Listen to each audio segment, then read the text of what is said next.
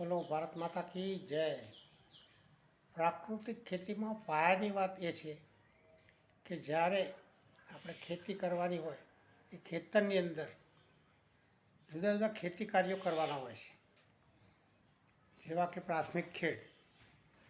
તો પ્રાથમિક ખેડ ખરેખર ક્યારે કરવી જોઈએ, પ્રાથમિક ખેડ કરવાના ફાયદા શું, અને પ્રાથમિક ખેડ કરવાથી ખેત ઉત્પાદનમાં કેવી રીતે ફાયદારૂપ થાય છે. તો પ્રાથમિક ખેડ આપણે ક્યારે કરીએ છીએ કે જ્યારે વરસાદ આવે અને થોડો જમીનમાં વરાપ હોય ત્યારે આપણે ખેડ કરવા જઈએ છીએ. એના આપણા દરેક ખેડૂત ભાઈઓ એને પ્રાથમિક ખેડ સમજે છે. પણ સાચા અર્થમાં પ્રાથમિક ખેડ એ કહેવાય છે કે જ્યારે કોઈ પણ પાક પૂરો થઈ જાય અને પૂરો પાક કાપી લીધા પછી તરત જ એના એ દિવસે આપણે એની અંદર એના પડેલા પાકના પાથરા ઉપાડી લઈ અને એ જ દિવસે અથવા બીજા દિવસે આપણે ખેડ કરી દઈએ તો જ પ્રાથમિક ખેડ ઉપયોગી છે. કેમ?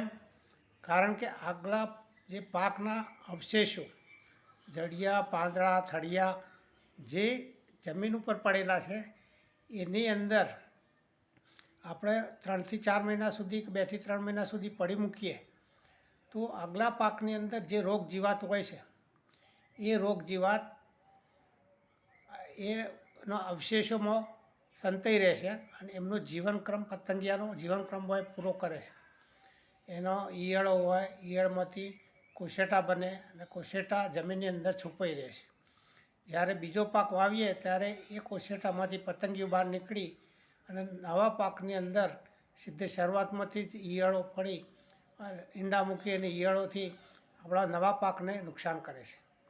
તો એ નુકસાન ના કરે એટલા માટે જે પાકની કાપણી થઈ ગયા પછી એના અવશેષોમાં રહેલા જે રોગ જીવાતો છે એનો નાશ કરવા માટે આપણે એને તાત્કાલિક જમીનમાં દાટી દઈએ અને જે કોશેટા સંતાઈ ગયા છે એ ઉપર બહાર આવી જાય.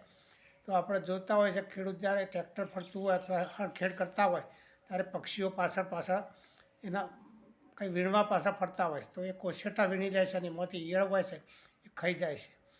તો આવા સમયે આ જો ખેડ કરવાથી આવા કોશેટાનો નાશ થાય તો જે નવા પાકની અંદર નુકસાન કરતી જે પતંગિયા આવીને ઈયળો થાય છે એ નુકસાન ના કરે. બીજું, કોઈપણ પાક લેવા માટે જ્યારે પાક પોતાનો આયુષ પૂરું કરી અને ઉત્પાદન આપે છે એ સમય દરમિયાન એ છોડના દરેક અવયવોની અંદર જે વનસ્પતિને જોઈતા જુદા જુદા પોષક તત્વો, નાઇટ્રોજન, ફોસ્ફરસ, પોટાશ, આ 3 તત્વો જ આપણે ઉપયોગ કરીએ છીએ. પણ બાકીના 14 સૂક્ષ્મ તત્વો પણ બીજા જરૂરી હોય છે અને એ દરેક તત્વો આ વનસ્પતિના અવશેષોમાં હોય છે. તો એ વનસ્પતિના અવશેષો તાજાને તાજા જે પાક લીધા પછી કૂણા હોય, નાજુક હોય અથવા જેના થળિયા હોય, પાંદડા હોય એની અંદર જે છે એ જો ખેતીની અંદર ખેડ કરવામાં આવે તો દબાઈ જાય છે, જમીનમાં ઢંકાઈ જાય છે. અને જમીનમાં રહેલા સૂક્ષ્મ જીવાણુ, એમનો સૂક્ષ્મ જીવાણુ જે ઉપયોગી છે એ આ વનસ્પતિના અવશેષોનો ખોરાક તરીકે ઉપયોગ કરી અને ફરીથી નવા પાક માટે સેન્દ્રિય કમ્પોસ્ટ ખાતર ખેતરમાં તૈયાર કરી આપે છે. તો આ સમય સાચવવો બહુ જરૂરી છે. એક બાજુ આપણે સેન્દ્રિય ખાતર સીધું ખેતરમાં ઉમેરી શકીએ અને બીજી બાજુ રોગ જીવાત જે જમીનમાં આપણા પાકની અંદર નુકસાન કરે છે, જમીન ઉપર પડેલી છે, એનો નાશ થાય છે. આમ ખેતીની પ્રાથમિક ખેડનો સમય ખરેખર આ છે કે કોઈ પણ પાક લીધા પછી એક જ દિવસની અંદર કે જે જમીનમાં ભેજ હોય, પાક લીધા પછી અંદર છોયાની અંદર ભેજ હોય અથવા અવશેષો તાજા હોય તો એ જ તાજા અવશેષો જમીનમાં દટાઈ જાય અને કોશેટા બહાર આવે, રોગ જીવાત નાશ પામે અને ઉપયોગી સૂક્ષ્મ જીવાણુ જમીનની અંદર ઉમેરાય તો જ સાચી પ્રાથમિક ખેડ કર્યાનો હેતુ આપણે સાર થાય છે અને એના કારણે જ આપણે ખેતરમાં સારું ઉત્પાદન મેળવી શકીએ છીએ. તો આવી પદ્ધતિઓ આપણી જે આજના જમાનાની જે આપણા દેશની અંદર વિકાસ કરવાનો છે કે પ્રાકૃતિક ખેતી, તો પ્રાકૃતિક ખેતીમાં આ મુદ્દો પણ બહુ અગત્યનો છે.